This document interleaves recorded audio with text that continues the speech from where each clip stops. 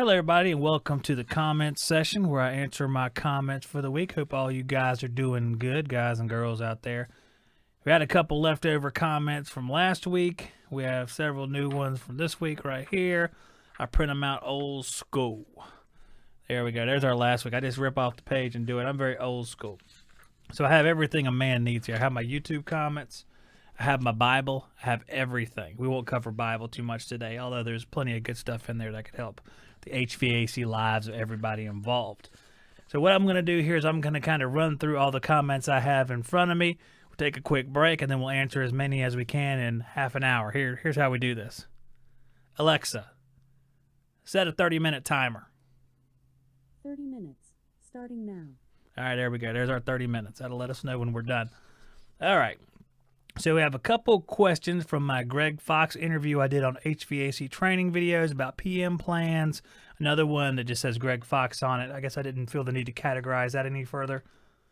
One question on the Bosch debate. Have a couple questions rolling over from the last comment session we did last week. One on the NRDD NAVAC recovery machine. One on my new service valves and TXV video. And basically I was taking out old service valves on, I think it was a Bryant heat pump, removed them completely and added ball valves on the inside of the door, so you had to open up the door and then shut it down, and added a TXV instead of a piston because I'm just wild and crazy that way. I just do stuff like that. I can't help it. I don't know if it's a condition or not, but whatever it is, I have it. And I have another question here on the Stephen Reardon interview, which has to do with Bosch. It's the one we did for HVAC training videos. Okay. Before we get started here, if you're listening to us on YouTube, this is HVAC Shop Talk. If you haven't subscribed, please consider doing so or wait to the end of the show and see if it's something you like. If you enjoy the video, put a like on it. If you dislike the video, you can put a dislike on it. After we're done here, if you have a question you'd like me to talk about on the next show, don't put it in the live chat. Put it in the comment area below the video after we're uploaded. So basically, when the show's over, just come on back here, put a regular comment in. I'll write it down just like I did all these, and we'll talk about it next week. We probably won't get through all these because it's just knowing my style. We probably won't get to all of them. But if you need to email me, you can email me questions too. You do that at hvacshoptalk@gmail.com. There's a whole bunch of great links in the description, whether you're listening to this as a video or a podcast. There's a whole bunch of links down there that take you to my interview channel where I interview industry professionals. It's called HVAC Training Videos. The Skilled Trade Up is about to return on January the 27th, and we'll be coming back periodically with that. That's a game show where I give away tools. I think on the next one we're going to be giving away the Blue Vac micron gauge, some swag stuff, and just some random stuff. We're going to do it a little bit differently. We're not going to build up prizes. We're going to have one prize and battle it out. Whoever wins the whole thing. So that's what we're going to do coming up soon. So let's take our quick break here, and then we'll come back and answer these questions. Some of the most important things to an HVAC business owner are communication with your staff and guys in the field, documentation and coverage of liability, and Company Cam is an app that helps you in both of those areas. It helps you communicate with your guys in the field via photography and messaging, and it consolidates all that into one spot, so there's no confusing phone calls and text messages showing up in a random location. You have one area, one spot to go to, and it covers your liability. So when your customers come back later and say, this is what I thought you were doing, you can bring out the picture and say, that's exactly what we did. Here's your before, here's your after. Company Cam is a must-have app for every business owner, especially our HVAC guys out there.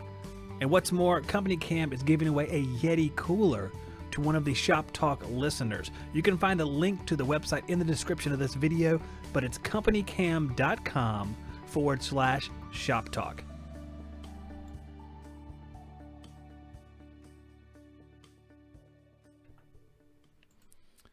All right, before we get on to the show here, I am going to read one Bible verse because I think that's very, very important, and you may disagree with me out there, but just humble me and listen to this because it's great advice for being in the HVAC field, especially when dealing with customers.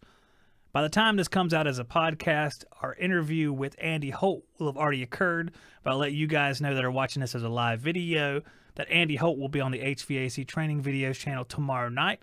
We'll be talking about the 5 different types of customers. Andy Holt is my buddy who runs Outdoor University. Here's some great advice here coming from the book of Ephesians in the Bible, chapter 4, verse 29. Let no corrupting talk come out of your mouths, but only such as is good for building up, as fits the occasion, that it may give grace to those who hear. And basically, why I'm telling you guys this is that I think that's just great advice. Thinking about everything we say out there in the open, who we're talking to when we're talking to customers or our boss or whatever. Just think about that. Don't let any corrupting talk exit your mouth, even though everything in your body might be telling you to go to corrupting talk. Try to hold that back and be more productive. That's my advice, and that is from the Bible, not from me. I struggle with that myself, so I can't say that I always come through on top on that one. Let's read our first question from Greg Fox. It's a Greg Fox interview. It's not from Greg Fox. I interviewed him a few weeks ago. I go to a lot of customers' homes that bought an extended parts and warranty service from other companies. 90% of those companies are out of business or take 2 weeks before they can get there. Lots of those customers say that the guy died. Now, that's very specific. I have heard that the HVAC man has died. Typically, that's most significant when you have a single-man company, of course, because then the whole company dies. And that's too bad.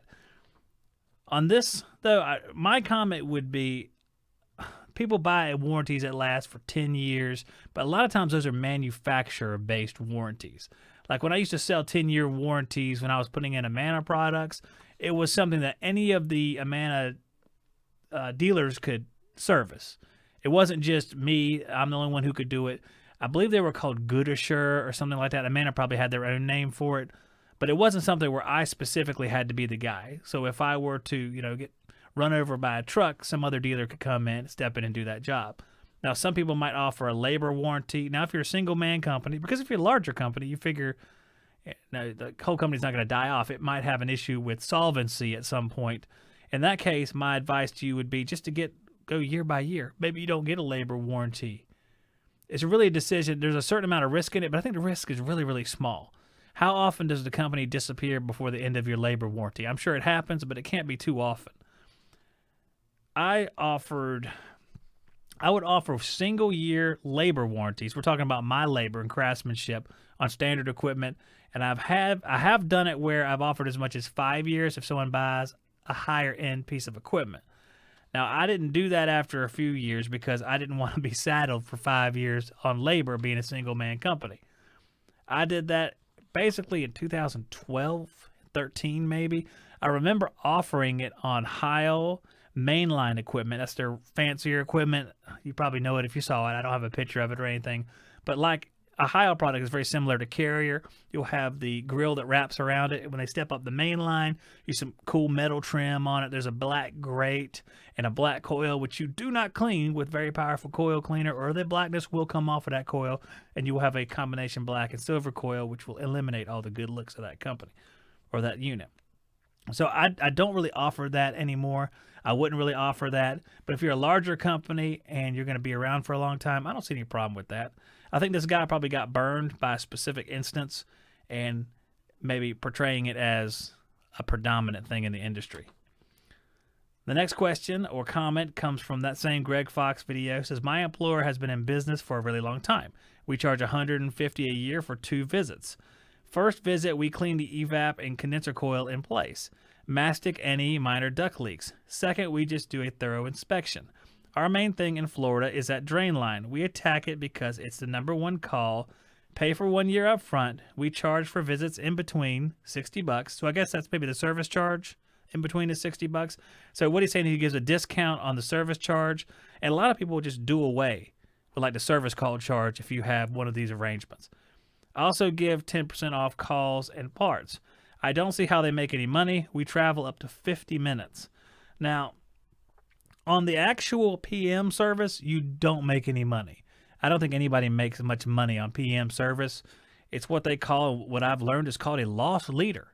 You are introducing that service so you become affiliated with a customer, and whenever something bad happens, like they need a change out or they need a new compressor or something bigger, you're the man for the job. So you take a loss initially so that you make a gain later. And it keeps the customers locked into you. So that's really, really important. That's sort of what you're paying for with your loss.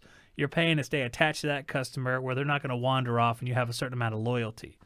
Now let's review this comment. We charge $150 a year for 2 visits. Now, I never did cleaning the evap and the condenser coil. I did that for a while on my maintenances. I would clean the condenser coil, but that became something where it was so involved. I said, this needs to be an extra charge. We can rinse it off with water, but if we need to take things apart and clean it, that's going to be additional charge. With me, I had a real hard time thinking of it as like a loss leader. I hated doing something that lost money or loses money, even though it was a calculation on making money later. I always thought you do X amount of work, you get X amount of money. And that's probably why I wasn't as good of a businessman, because I used that logic that if you're going to put in a lot of effort, you should be paid accordingly. Now, a smarter person probably came up and said, we just need to get in the door with these people, and then at a certain other time, we'll make the money. That's why I'm not a good salesman, and salesmen make my skin crawl. That's why that is. I think it's interesting that they mastic any minor duct leaks. That's pretty involved, or it could be on a first maintenance visit. You're talking about losing a significant amount of money in labor. You're talking about going around a duct system. It depends on what that means, too. Do they look at either side of the air handler and mastic the big holes in the plenum, or do they go down the entire duct system? So that has some variance there that could make it worse or better, I guess. And the drain line thing, that makes a lot of sense right there being in Florida. I think that's a smart idea. See that? We got through this sheet right now. Landed over there, not near a trash can because they don't have a trash can in here. Okay, from the Bosch debate. I wonder if they ever took the debate out into the field to prove to Joe that the Bosch does run on 3 amps. Because there are videos that have used amp meters that show it does run on the amps. So this guy was saying that, and then, well, let's go back to the debate. Debate was, Joe said that the Bosch unit was basically a single stage unit, and it was masquerading as an inverter unit in that style of an inverter. It actually is an inverter, but it doesn't behave like communicating inverters. Now, I'm sure there are times when the Bosch is running that it runs on a low amperage. I don't necessarily understand the ramping profile of the Bosch, but I do understand how my Bosch has behaved at my house, and whichever way it's set up. And I think there's 2 things you have to keep in mind. You have to keep in mind energy efficiency and humidity control / comfort. You have to be able to keep the sensible temperature. You have to be able to keep the latent load down. And I know the Bosch, to me, hasn't kept the latent load down. It's fine with a sensible temperature. And on my house, like I've said previously, I have a modular home, so it's designed for a specific tonnage of unit. I mean, it's already done. There's no leeway in a load calculation. Someone's not going to measure wrong because it's been done at the factory. The only factor there is the fact that facing different ways toward the sun could be a factor depending on how many windows you have. And I don't think it's going to play much of a part in my house. You have a pretty uniform amount of windows, pretty normal amount. There's no sunroom. There's no wall of glass or anything like that. So I would have to say that not necessarily that Joe was right about it being a single-stage unit. I really don't think it's a single-stage unit. I almost believe that just the actual physical coils would have to be manipulated. Maybe I'm wrong about that. That's just a theory I have, because I've seen single-stage units control humidity very well. But this unit doesn't seem to have the latent capacity that it really requires. I was talking to a guy, very learned individual, and he was saying how the sensible heat ratio on some of these things seems like it was near 85% sensible, 15% latent. And that sounds about right to me. So while I do think it's a multi-stage machine, because it is a multi-stage machine, I don't think it behaves in a way that treats humidity, whether it's because of the mechanical setup, because of the software involved. I'm not sure about that. I just know it doesn't do it. And I referenced advice from people who do this for Bosch, actually do the tech support for Bosch when making my decisions on how I set it up. So it's set up under the guidance of someone who does that. And I consulted Stephen Raridan, who's talked to people, representatives in this area as well.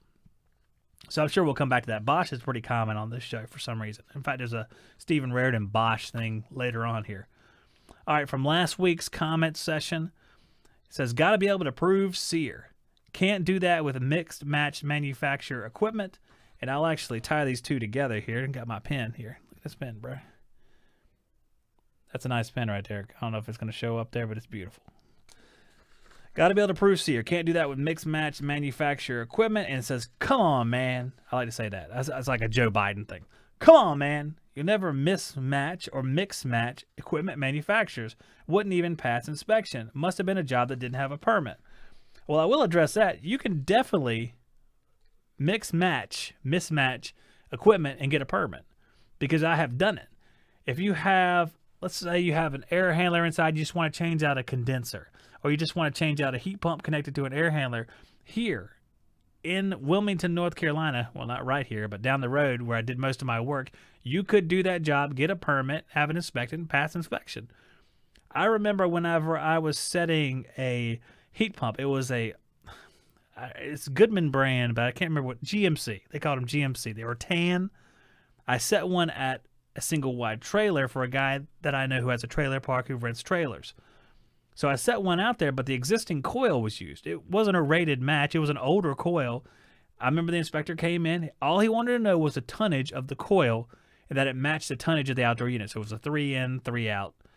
So he was happy with it. It passed inspection. I passed many inspections. In fact, I had to go, speaking of this, I had to go to an apartment complex. I was called in to remedy issues that were caused by another contractor. So I went out to this apartment complex. It had a ton of these Goodman units being set, these GSC, and there's videos that I have on YouTube somewhere. Maybe this channel, maybe a different one, I don't know. If you go back really far, you'll see me setting GSC condensers, like 1.5 ton or 2 ton. I set those matched up with very old air handlers. I had to do this, and I don't remember if I actually set them or I was just repairing the ones that had been set. I might have been just repairing the ones that had been set there. I think I did set a couple of them because the apartment complex would buy these things. And I was trying to install them as best as possible, and they were all inspected. And the biggest problems with them was they needed the lines insulated and stuff like that. So you had different wall or different thickness wall Armaflexes that had to be installed. That's what you get into with the inspections department. You don't get into, will this work? You get into, is your insulation thick enough, or did you tape it enough? In a way, kind of missed the point with inspections. Inspections is more like basic safety issues and stuff like that. They don't get into, does it pump out 3 tons if you got a 3-ton machine? They could care less about that, and they're not going to test stuff like that. They're not going to go in there and test things like that. They're just going to see if your drain pan is the right gauge. They're going to see if you have a float switch, stuff like that. So that's just what they do. Going back to that other point before this, got to be able to prove SEER. Well, you can calculate SEER, but I mean, I don't know how much use it is. When you're in that situation, I mean, just to be honest with everybody, there's somewhere, it's something where you have a situation where the people don't care much about that. Like in that apartment building, this guy could give a crap if I knew how to prove SEER. I mean, like, this is 8 SEER, man. It's like, all right, well, great. They don't care. In situations like this, they really don't. I would love to tell you that it doesn't matter, that you just do it anyway. And I could have calculated SEER, but it would have been a useless process. And I try to think practically. I had a conversation with my wife earlier where she was buying knickknacks at Dollar General, and they're these lovely knickknacks. Dollar General evidently has have a great line of just knickknacks and wonderful things for your house to make it a home. And I said, I think this is the fundamental difference between men and women, is that you see these things as you're constructing a home. You walk into a place, it's not just an empty building anymore. It's not a doctor's office. You walk in, you see these things, you know it's a home. And to me, I look at these things as I see these knickknacks, and there's no functional properties to these things. As a very practical person, I look at them and say, well, why did you buy this? It's a tiny wooden car. We're not going to drive this car. No one's going to play with this car. So why do we have this car? It just makes the house look like a home. That's just my example. I think you have a certain bit of that here where you want to do something and you feel like it's right, but it makes no difference whatsoever. There's no practicality to it. And I hate to say that, because if you were to come behind and look at one of these units, the SEER rating's probably way off. You can't even charge them correctly, because if you charge it with the charge you would put into a normal match system with a GSC, which is a Goodman condensing unit. It's not a heat pump, it's a condensing unit, with like an air handler or a rated coil, you would probably use another pound of refrigerant for that system than you would if you're setting with one of these old small evaporator coils from 1989. And if you put the right amount of refrigerant in for what would be one of their matches, you would flood the evaporator coil, and it would cause an issue. You'd flood right back, and because this is a GSC unit, it doesn't have an accumulator, and you end up killing the compressor. So it's a real compromise. And one of the ways you can tell that that's an issue is you can look at subcooling. when you're charging and you have your superheat fall into range, but you only have like half a degree of subcooling or no subcooling or maybe 1 degree of subcooling, then you might have an issue with the matchup from in to out. And like some cases, you're not going to be able to do anything about that. You're going to have to compromise with either slightly charging that superheat lower than what you would. In a perfect world, you'd say, I'm going to install a TXV. But what happens with the TXV is you have to charge it in a way where the suction pressure's going to be lower. The TXV is going to say, I want X amount of superheat. Let's say TXV wants 10 degrees of superheat, 15 degrees of superheat. You're charging it up. But the issue is once X amount of refrigerant goes into that coil, it's going to start flooding back. So the TXV is going to back off the amount of refrigerant going into that coil. And when it backs it off enough and hits that superheat, it'll stop. But the thing is, the TXV is going to be running at a lower pressure. The evaporator is going to be running at a lower pressure because it's not allowing the same amount of refrigerant it would into a larger coil or a matched coil. So it's going to be issues. Oh, look, my wife's calling. Are we out of time already? Alexa, how much time do I have left? I'm not sure. Well, that's not very helpful. Alexa, how much time is left on my timer? You have 9 minutes and 30 seconds. Oh, we got all the time in the world. Oh, good grief. Man, we got 9 minutes. You have to call her back. All right, let's try to get one more question done, and we'll call it a day so I can talk to my lovely wife, who's probably calling from Dollar General. All right. So this is on the NRDD NAVAC recovery machine. It says, I'm getting ready to buy a recovery machine. I have narrowed it down to the NAVAC NRDD and the field piece recovery. I think it's the MP45. It's the MR45, but close enough. It's the Mr. 45. Which is the better in your opinion? Please, any assistance or opinions will be greatly appreciated. Thanks. Well, to me, this is really easy. Here's why it's really easy. See, NAVAC makes both those recovery machines. Now, if you're a company and you have your own recovery machine out there, the NRDD, and you make other people's recovery machine, which recovery machine are you going to make better? Just think about that. That's an easy question. So that's my answer is probably get the NAVAC NRDD because, you know what? Just the logic that I follow right there. Just makes sense. Now, you might like something about the profile of the Mr. 45. I think it might be smaller. Maybe that's a plus for you. I've never used either one of these machines. I have a NAVAC NRDD down in my shop. Never been used before. It's been sitting up there, but I've never had a Mr. 45 from Fieldpiece.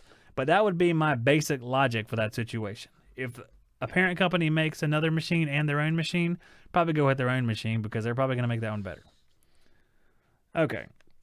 Might as well get to another one here real quick, I guess. We're going to get almost all of our questions done. We're going to leave off with a Bosch. We talk too much about Bosch, though, anyway. We give them Bosch all the airwaves that they need. I mean, it's too much.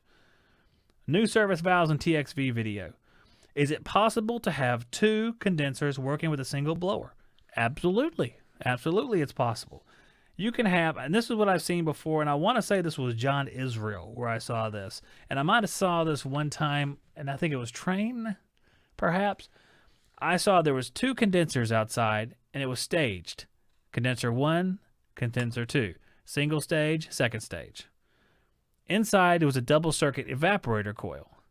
So when one came on, it, of course, filled that first circuit. When the second one came on, it flowed through the second circuit.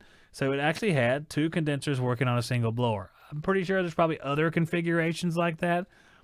I'm trying to remember the setup of we had a split 20-ton York. I think it had 2 different coil sections as well on the evaporator, and I'm sure that could be set up with 2 different condensers because they have a 4-pipe system. This particular York 20-ton, it was a York 20-ton Predator split heat pump. So you could either have a single pipe system, which is what we had, basically 1 suction line and 1 liquid line. The liquid line, I think the liquid line was 7/8, and the suction line was like 2 3/8 or something like that, 2 5/8, something like that. It was big copper for us. But they also have a double line set. We can have 2 separate line sets that run up there.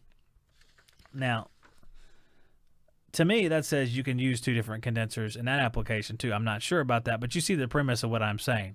You can have 2 different line sets running to an evaporator that has 2 different circuits. Just like condensers have multiple circuits, evaporators have multiple circuits. Even a basic single-stage evaporator has a whole bunch of different circuits.